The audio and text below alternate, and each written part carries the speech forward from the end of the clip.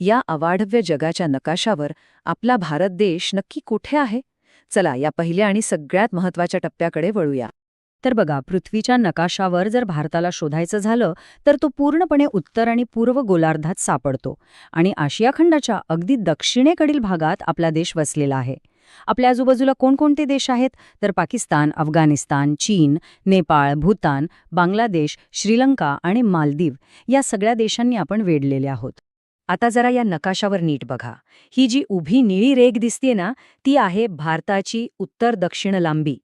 म्हणजे अगदी काश्मीरपासून ते कन्याकुमारीपर्यंत भारताचा विस्तार तब्बल 3214 किलोमीटर आहे. आणि याच विस्तारामुळे आपल्या देशात हवामानात इतकी विविधता आढळते. आता या आडव्या निळ्या रेषेकडे लक्ष द्या. ही रेषा गुजरातपासून अरुणाचल प्रदेशपर्यंत भारताची रुंदी दाखवते, जी आहे 2933 किलोमीटर. ही लांबी आणि रुंदी पाहिल्यावर भारताचा आकार एका मोठ्या त्रिकोणासारखा वाटतो, नाही का? चला, या पुढच्या भागात आपण भारताच्या सीमांच्या अगदी टोकापर्यंत एक चक्कर मारून येऊया. या तक्त्यामध्ये आपल्याला भारताची चारही टोकं स्पष्ट दिसतात.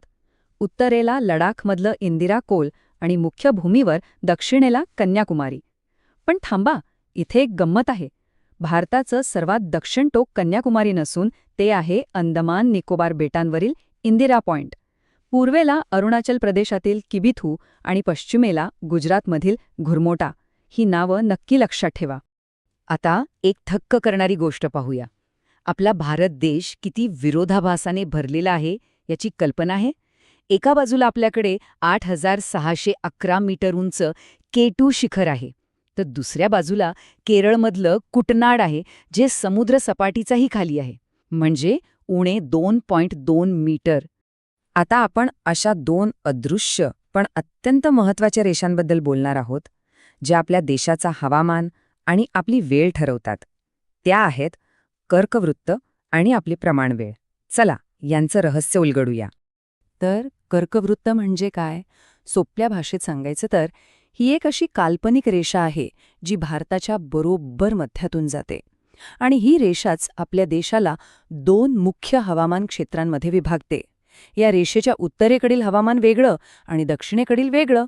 म्हणजे बघा, एकाच देशात दोन वेगवेगळ्या हवामानाचा अनुभव देणारी ही एक जादूची रेषाच आहे. नकाशावर ही जी लाल रंगाची रेषा दिसते ना, तेच आहे कर्कवृत्त. आता अंदाज लावू शकता का, ही रेषा भारताच्या किती राज्यांमधून जात असेल? चला, आपण एकत्रच पाहूया की ही 8 राज्य नेमकी कोणती आहेत. तर ही आहेत ती 8 राज्य: गुजरात, राजस्थान, मध्य प्रदेश, छत्तीसगड, झारखंड, पश्चिम बंगाल, त्रिपुरा आणि मिझोरम. आता थोडं वेळेबद्दल बोलूया.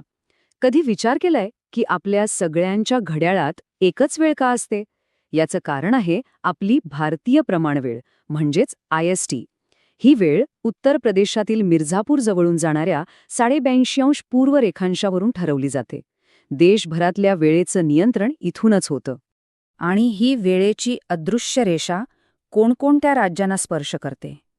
तर उत्तर प्रदेश, मध्य प्रदेश, छत्तीसगड, ओडिशा आणि आंध्र प्रदेश या 5 राज्यांमधून भारताच्या वेळेचा मार्ग जातो.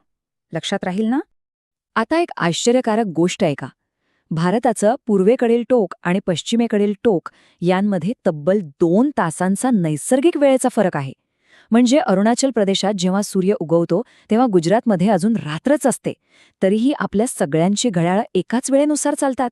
आणि हो, आपली वेळ ही जागतिक प्रमाणवेळेपेक्षा म्हणजे GMTपेक्षा 5.5 तास पुढे आहे. चला, या शेवटच्या भागात आपण आकड्यांच्या माध्यमातून भारताच्या विशालतेचा अनुभव घेऊया. चला, हा पहिला आणि सर्वात महत्त्वाचा आकडा पाहूया. भारताचं एकूण क्षेत्रफळ आहे 32,87,263 चौरस किलोमीटर. तर जगाच्या एकूण जमिनीपैकी फक्त 2.42% जमीन आपल्या देशाची आहे. पण गंमत बघा, जगातील तब्बल 17% लोकसंख्या याच जमिनीवर राहते. विचार करा, केवढी मोठी गोष्ट आहे ही. आणि याच विशाल क्षेत्रफळामुळे आपला भारत देश जगात 7व्या क्रमांकाचा सर्वात मोठा देश आहे. आशिया खंडात आपला भारत 3ऱ्या क्रमांकावर येतो. पण आपल्या देशातच किती विविधता आहे पहा.